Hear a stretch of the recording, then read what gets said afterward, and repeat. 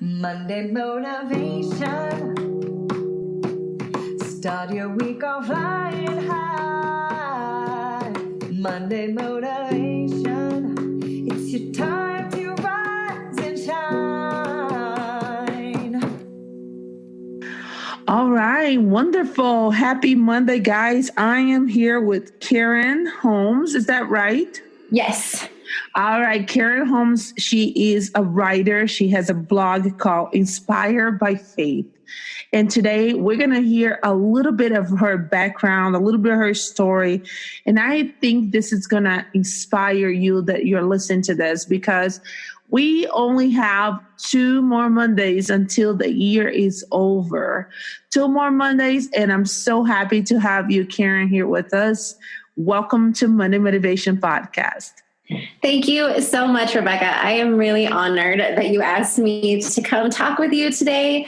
I hope that, I think that it's going to be a great session. Wonderful. All right. So the first question I have for you is, Karen, what is your story? Can you share, who are you? Thanks for asking. So I'm Karen Holmes. I was born and raised in California, but I am now living in northern New Mexico. I've been married to my husband, Matt, for almost 10 years, and we have 3 little boys. I have a 7-year-old, a 5-year-old, and a 3-year-old. We are homeschooling the 2 oldest, which is crazy but fun. And let's see, I went to law school at William & Mary in Virginia, and I graduated in 2007. So I've been practicing law off and on for the last 10 years. And right now I have a very, very, very, very, very small law practice, just, word of mouth, doing things for friends, because with the homeschooling, I'm just trying to keep my foot in the door a little bit with the law. Let's see what else. Fortunately, we don't have to rely on my law practice. My husband, his job is able to cover the things that we need. And so I feel very privileged to be able to stay at home with the kids and to homeschool. So it's made for a busy life, but really fun.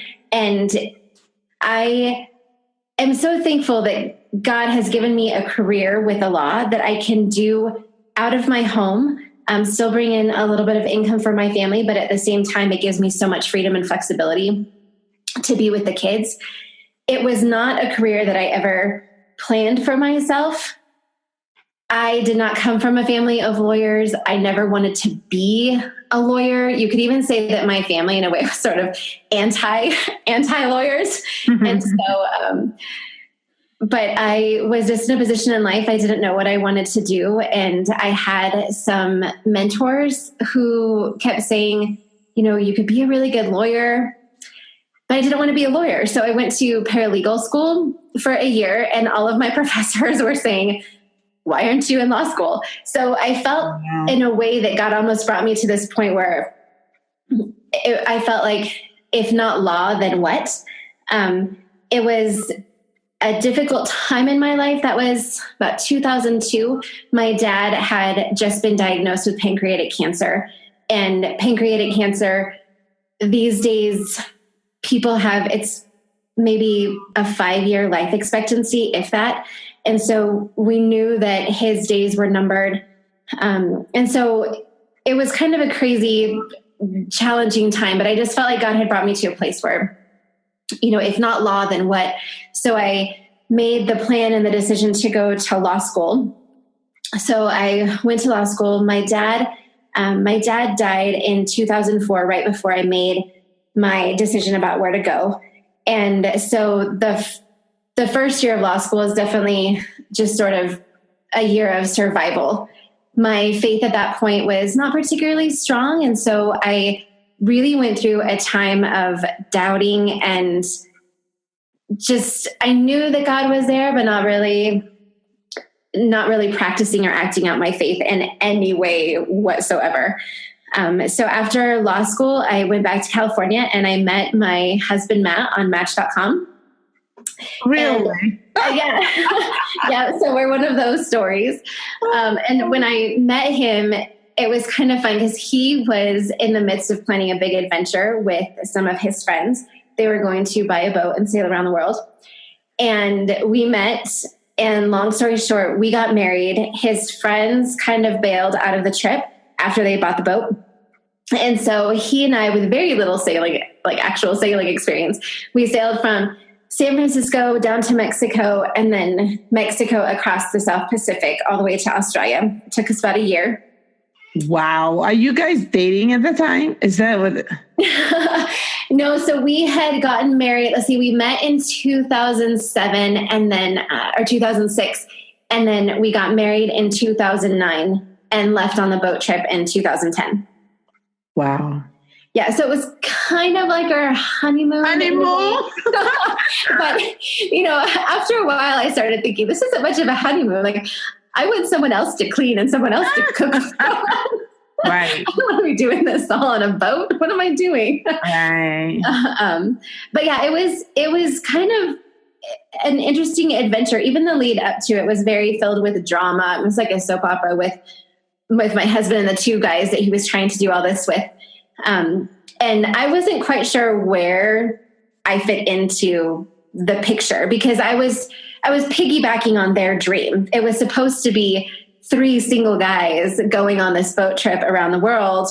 And then Matt and I got together and got married, and yeah, it felt a little bit like a third wheel, but then I think it ended up working out. And it was funny is I was living in San Francisco at the time, and I was just reading this random book. And in the book, I came across this verse that said, those that go down in ships, they will see the face of God.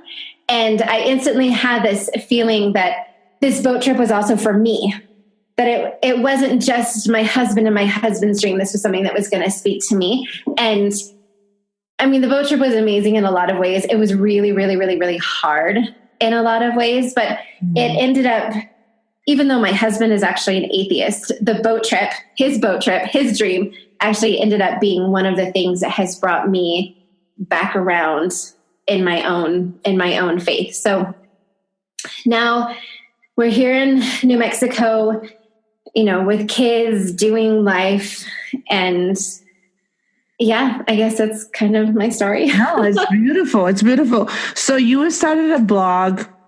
It's called Inspired by Faith, right? Inspired to Faith, yes. To Faith. So why did you do that?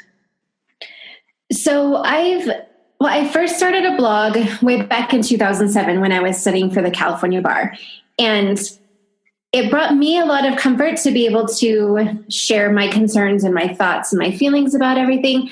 And it built a little community. People really seemed to resonate with some of the same fears and challenges that I had. After the bar, when we were getting ready for the boat trip, I had another blog for the boat trip called Weatherhound. And that too was recording some of our adventures on the trip, but it was also a place where I could share some of the deeper emotions that I was going through. And again, people really seemed to resonate with that. And after we had kids, I couldn't write. I didn't know. I just sort of lost myself a little bit with the challenges of motherhood and the new life and moving and all that sort of thing. And so this year has kind of felt like the perfect storm in a way. My youngest turned 3. I'm on the verge of 40. And I heard this podcast. I'm not sure if it was Michael Hyatt or if it was one of the Kathy Heller podcasts, but there was something along the lines of, don't die with these gifts still inside of you. And earlier in the year, my mom had moved and she had brought back a bin full of my old journals and my old writings. So I was going back through there, and I have hundreds and hundreds of pages of Bible study thoughts that I've had and journaling and insights and poems and all of this. And I had this feeling that maybe it's not all for me. Like maybe my writing is not just for me. And it sort of spurred me to start a new website where I could share some of the things that I've learned over the years.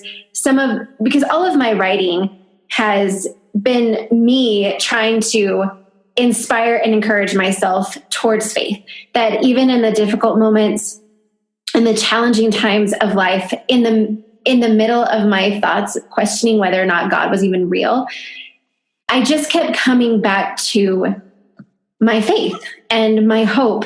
And so I was just really sitting with this feeling that, all of these thoughts and writings might not just be for me. They need to be shared. And then this idea of don't die with your gifts inside of you.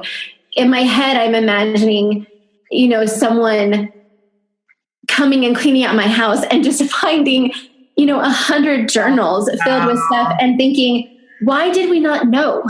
Like, why did we not know about this? Why did we not hear about her heart or know these things? And so the Inspired to Faith, right now, I'm just using it as a place to hopefully encourage people who come across it to share some of my stories and the things that I've gone through and how I just keep coming back to my faith. And I know in scripture, one of my favorite scriptures, it says, if you seek him with all your heart, he will be found by you. It's like, if you keep turning towards faith, you will get something. You will get something from it. Oh, that is so cool. I love that you describe, like, a few years, if somebody comes to clean your house, they will find all those journals and see why we did not know about this. I love that, because that's a perfect picture about the gifts. Because I really believe the gifts that God gives us is not for us, it's for right. us.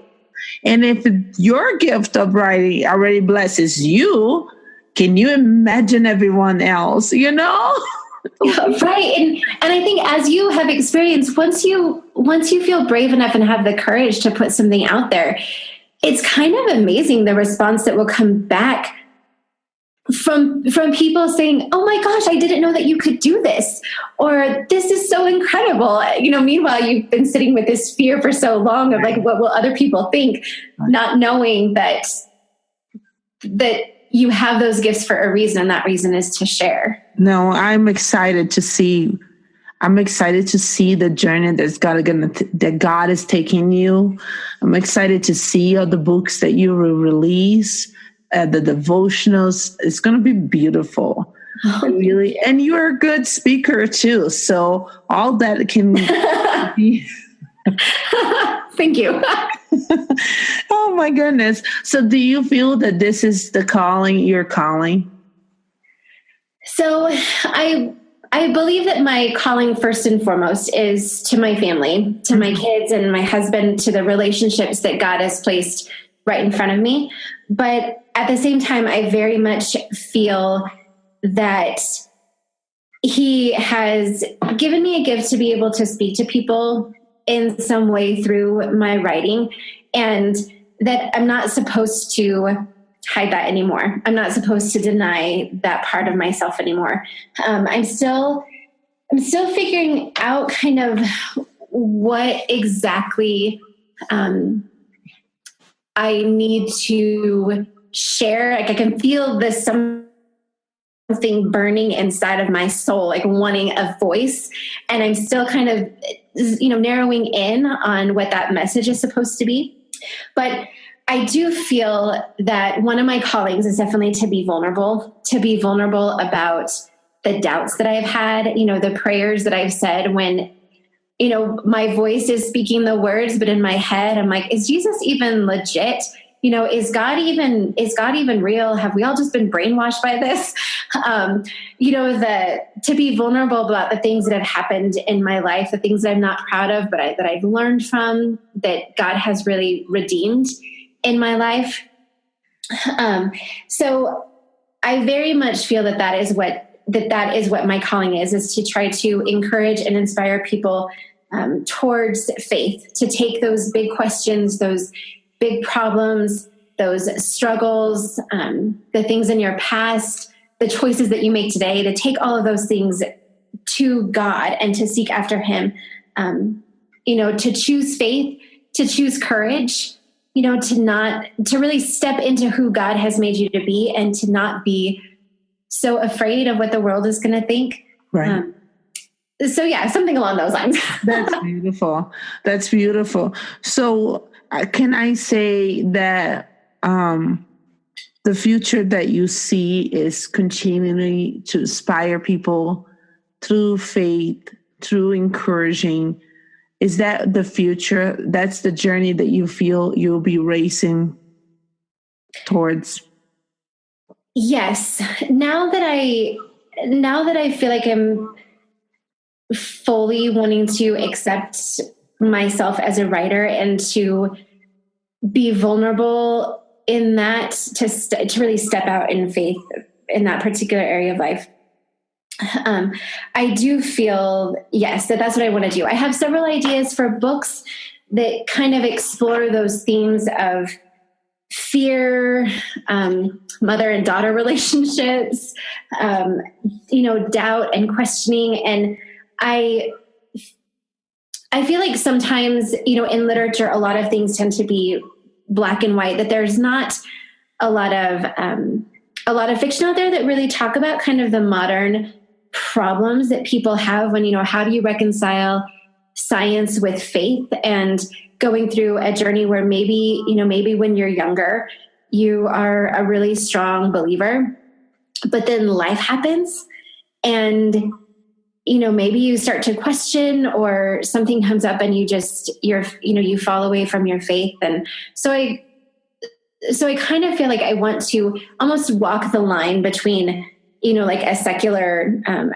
audience and a Christian audience, just addressing some of those questions that sometimes people are afraid to talk about, some of those issues that particularly a lot of women out there have regarding fear. I mean, we think of the current Me Too movement, about these women who have really suffered a lot in relationships and encounters, and have a lot of fear surrounding that. So to talk about fear, to talk about just some other issues that aren't particularly popular within the Christian culture, but that a lot of people are dealing with. And so I don't know exactly where I'm going to end up, but that's kind of where my heart is right now. And with my husband not being a believer, not sharing the same faith that I do, I feel like that also gives me kind of an interesting insight into how people can think about our faith from the outside. And so I kind of want to explore those things, but most of all, I just want to encourage and try to inspire people that no matter what they're going through, that there is a God out there who loves us and who accepts us just as we are and will meet us when we seek him. That's wonderful. Karen, what is the one word or quote that is your favorite? And can you tell us why? Okay, so I might cheat because I kind of have to.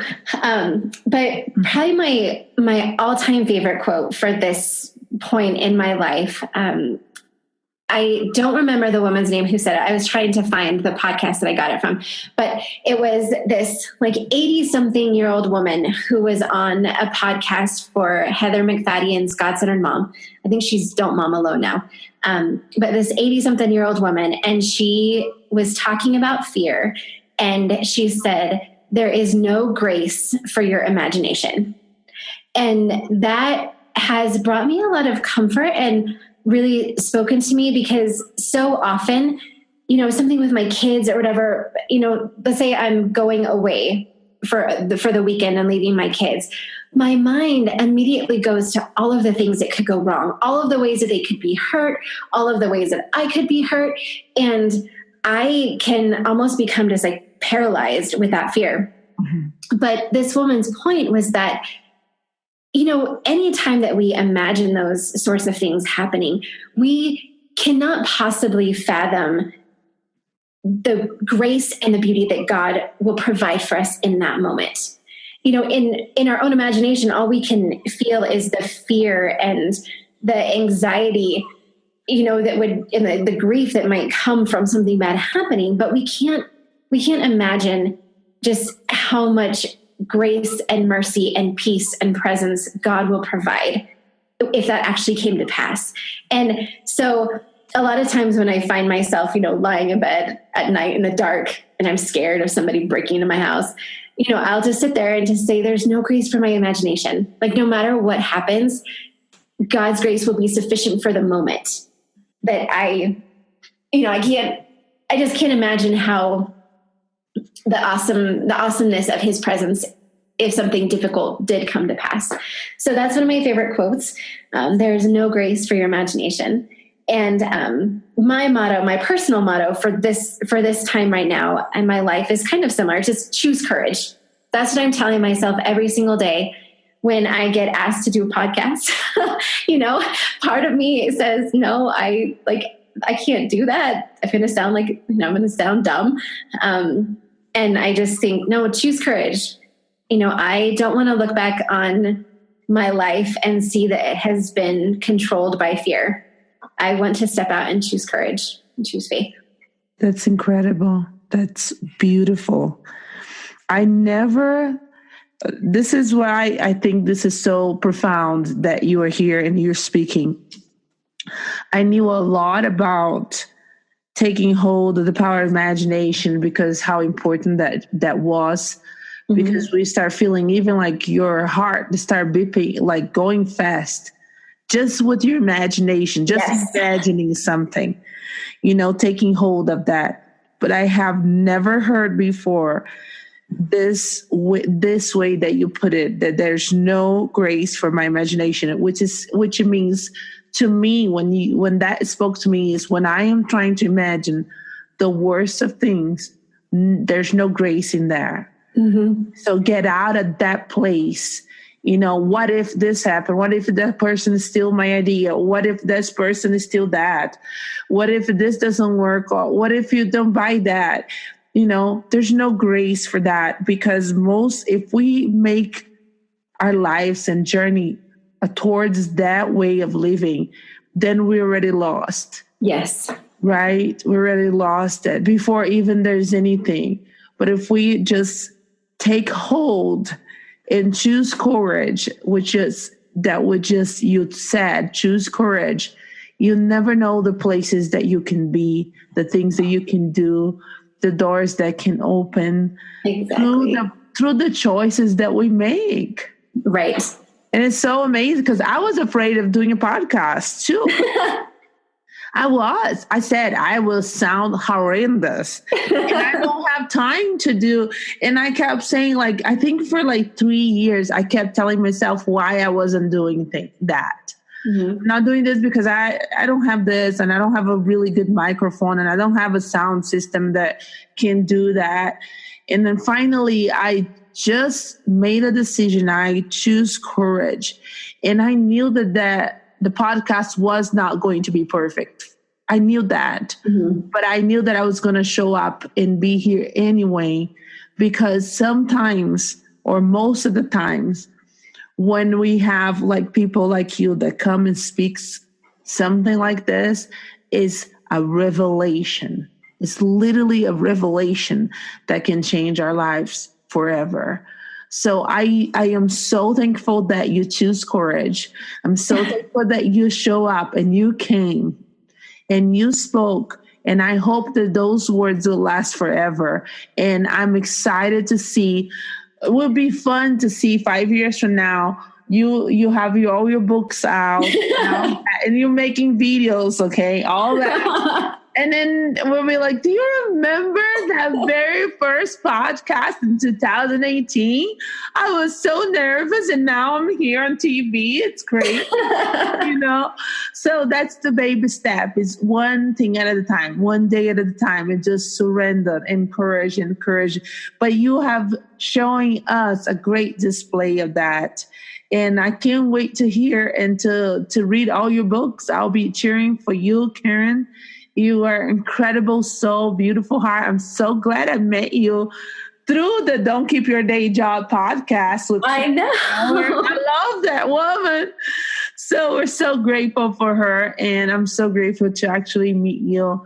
And thank you. Thank you, Rebecca. Yeah, I was saying before we started recording, but I love your paintings, and I feel really inspired for you. I don't even know all of your story yet, but I I look at you and I think, she did it. She's one of the doers. She didn't just talk about, oh, someday I'll have an art business. Someday I'll, have my paintings out there.